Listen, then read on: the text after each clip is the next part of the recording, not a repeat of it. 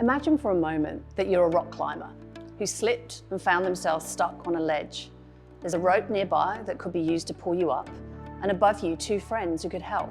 One who tells you off for not watching your footing, while the other suggests you stay put while they go find help. Meanwhile, you decide to sit there and feel sorry for yourself.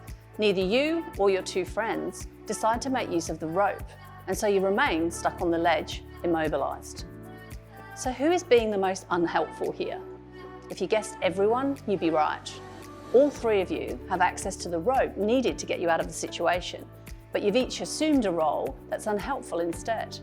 The victim, you, and the persecutor and the rescuer, your friends. This relationship is known as the drama triangle.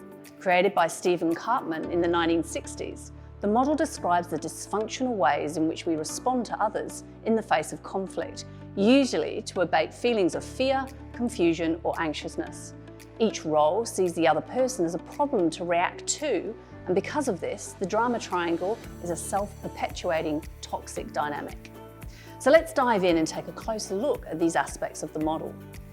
First is the victim, who sees life as something that happens to them and feels powerless to change their circumstances.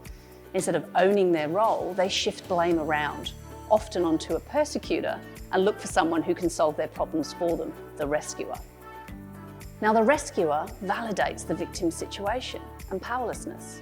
On the surface, it seems like they're there to help, but in fact, they're often serving their own needs to feel good about themselves by helping others. They don't genuinely want to empower the victim, because doing that removes the rescuer from the situation as the hero or the saviour. The persecutor is similar to the rescuer in that they also disempower the victim, although they do this by using anger and blame. They are critical and authoritarian, often attempting to control everything and everyone around them.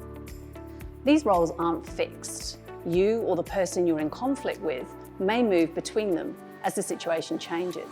For example, the rescuer can become a persecutor if they feel unable to control the victim, and the victim can become a rescuer to help placate a persecutor.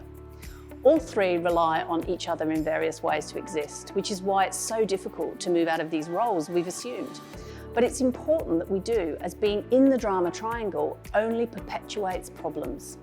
Now that we understand what roles lead to unhealthy social dynamics, we can invert them to create roles that help to build relationships and resolve tensions instead.